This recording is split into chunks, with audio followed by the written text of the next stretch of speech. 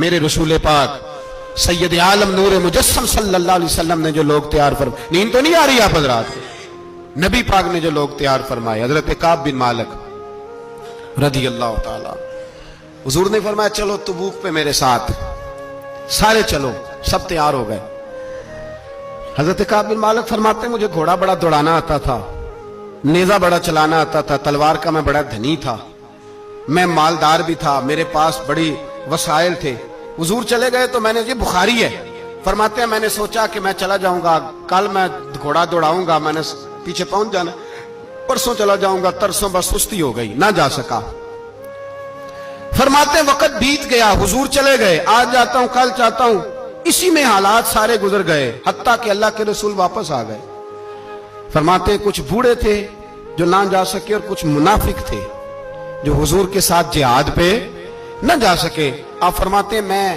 جوان بھی تھا، تیر انداز بھی تھا، اور دنیا عرب سارا جانتا تھا کہ مالدار بھی ہے، اللہ تعالیٰ کی دی ہوئی بڑی نعمتیں تھے، میں نہ گیا اور ہو غلطی گئی، سستی گئی۔ فرماتے ہیں حضور مدینے میں آئے، جب مسجد نبوی میں بیٹھے تو منافق آ کے بہانے کرنے لگے، کوئی کہنے لگا بچی بڑی بیمار تھی، کوئی کہنے لگا حضور کل ہی صحیح ہوا ہوں۔ فرماتے ہیں مجھے بھی پتا تھا اور پتا مصطفیٰ کو بھی تھا جھوٹ بول رہے ہیں، حضور کو پتا تھا، پر وہ بہانے کرتے، حضور قبول کرتے، میں چلو جاؤ۔ کہا فرماتے ہیں ایک منٹ کے لیے مجھے بھی وسوسہ آیا کہ کوئی بہانہ نہ کر دوں، لیکن پھر میں نے سوچا بہانہ کس کے سامنے کروں جسے اللہ تبارک و تعالیٰ نے نبوت کی آنکھ عطا فرمائی ہوئی ہے، اس محبوب کے سامنے بہانہ۔ اس خیال آیا مسلمان نیک و بد پہچان جاتے ہیں، محمد آدمی کے دل کی باتیں جان جاتے ہیں، کدھر بہانہ کروں، حضور کو تو سارا پتا ہے۔ فرماتے میں گیا، حضور نے پوچھا کیوں نہیں آئے، اور پوچھا بھی مسکرا کے، کیوں نہیں آیا، مسکرا کے پوچھا۔ فرماتے ہیں میں نے سچ سچ بولا، میں نے کہا یا رسول اللہ سستی ہو گئی، حضور غلطی ہو گئی، جو بہانے لگا رہے تھے ان کو آزادی مل گئی، اور مکتب عشق کا دستور نرالا دیکھا، اس کو چھٹی نہ ملی جس نے سبق یاد کیا۔ فرماتے ہیں ان کو چھٹی مل گئی، میں نے کہا حضور غلطی ہو گئی، تو نبی پاک نے فرمایا اس سے کوئی بندہ کلام نہ کرے، خبردار میرے ساتھ بھی گفتگو نہ کرنا۔ حضرت کعب بن مالک فرماتے ہیں میرا چچا زاد بھائی، خالہ زاد بھائی سارے رہتے تھے، میں کسی کو سلام لیتا تو کوئی جواب بھی نہیں دیتا تھا۔ فرماتے ہیں میں مسجد میں نماز پڑھنے آتا،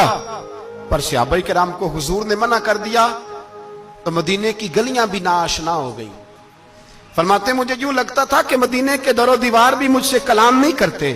میں وہاں دعا منگیا کرو سنگیو کتے مرشد نہ رس جاؤ گے، اے جنہاں دے پیر رس جاندے او جیوندے ہی مرے رہندے۔ کہا اس طرح لگا کہ جیسے حالات بگڑ گئے سارے میرے حق میں۔ آپ فرماتے ہیں میں مسجد میں آ کے بیٹھتا تو جب مجھے پتا تھا، میں جب آنکھیں ادھر کرتا تو حضور مجھے دیکھتے،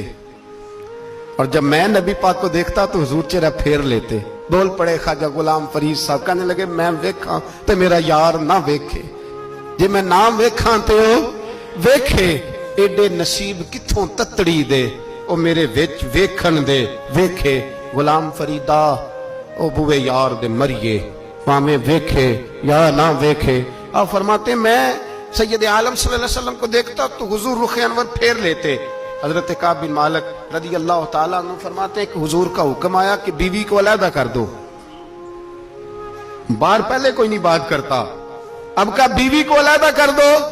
تو میں نے کہا حضور طلاق دے دوں، فرمایا نہیں میکے بھیج دو، طلاق نہیں دینی۔ فرماتے ہیں بال بچہ بھی چلا گیا، نہ گھر میں کوئی نہ باہر کوئی، تنے تنہا۔ آپ فرماتے ہیں زمانہ جانتا تھا، عرب کے صوبوں میں بات پھیل گئی کہ کعب بن مالک جیسا سردار، مالدار، گھوڑ سوار، تیر انداز، نیزہ باز، اتنا بڑا سیانہ سنجیدہ آدمی جدا کر دیا نبی پاک نے۔ فرماتے ہیں غسان کے عیسائی بادشاہ نے مجھے خط لکھا۔ حضرت کعب فرماتے ہیں بڑی آزمائش تھی، پر یہ مصیبت سب سے بڑی تھی۔ غسان کے عیسائی بادشاہ نے خط لکھا، اس کا آدمی مجھے ڈھونڈتا پھرتا مدینے میں، میں ملا تو خط اس نے مجھے دیا۔ خط میں یہ نہیں لکھا تھا کہ کافر ہو جاؤ معاذ اللہ، یہ نہیں لکھا تھا عیسائی ہو جاؤ، اس نے خط میں لکھا کہ کعب ہم نے سنا ہے تمہارے نبی نے تمہیں چھوڑ دیا، ناراض ہو گئے، تم تو اس قابل تھے کہ صوبے کے گورنر بنائے جاتے، تم تو بڑے عہدے کے قابل تھے، تمہاری تو شہرت ہے سارے علاقوں میں، تم آ جاؤ ہمارے پاس، ہم تمہیں بہت بڑا عہدہ دے دیں گے۔ حضرت کعب بن مالک فرماتے ہیں اب میری چیخیں نکلی، اب میں تڑپ کے رویا، میں نے وہ اس کا خط پکڑا اور جلتے ہوئے تنور میں ڈالا اور مسجد نبوی میں سر سجدے میں رکھ کے میں نے کہا اے اللہ میرا ایمان اتنا ہی مشکوک ہو گیا ہے کہ کافر کہتے ہیں میں ان کے ساتھ مل جاؤں گا، اے اللہ میرا ایمان اتنا مشکوک کافر سمجھنے لگے ہیں کہ میں مسلمانوں کو چھوڑ کے ان سے اتحاد کروں گا۔ یہاں لوگ کہتے ہیں ہم نے پریشر کے لیے ان کو ساتھ ملایا، ہم نے پریشر کے لیے کافر سے سمجھوتا کرو گے، اپنے بھائی پر ظلم کرنے کے لیے بے ایمانوں کے ساتھ دوستی کرو گے۔ حضرت کعب بن مالک فرماتے ہیں میں نے تندور میں ڈالا، میں تڑپ کے رویا، میں نے کہا اے اللہ میرا اتنا امتحان نہ لے کہ کافر سوچنے لگے کہ میں اس سے سمجھوتا کروں گا، اے اللہ مہربانی فرما اتنا امتحان نہ لے۔ روتے روتے گھر گیا، سحری تک روتا رہا، ایک آدمی دوڑا آیا کہنے لگا کعب جلدی چل، حضرت جبریل آ گئے ہیں، اللہ نے تیری توبہ قبول فرما لی ہے، رسول پاک نے تجھے یاد فرمایا ہے، چل آ جا۔ حضرت کعب بن مالک فرماتے میں قدموں میں گرا اور میں نے کہا محبوبہ میرا سارا ہی مال لے لے، حضور میری ساری صلاحیتیں لے لے، رکھ لیں سارا کچھ، مجھے وہ مال نہیں چاہیے جو آپ کے دروازے سے دور کر دے، حضور وہ دولتیں میرے کس کام کی جو آپ کے دروازے سے دور کر دے، بے نور بے چراغ جو محفل ہو پھونک دو، اعظم بلا سے اپنی وہ ہستی ہی کیوں نہ ہو، جو چیز اس کی راہ میں حائل ہو پھونک دو۔ حضرت کعب بن مالک رضی اللہ تعالیٰ عنہ نے ایک منٹ کے لیے بھی کافر سے سمجھوتا کرنا پسند نہ کیا، جبھی تو اللہ نے توبہ حضرت جبریل کے ذریعے نازل فرمائی۔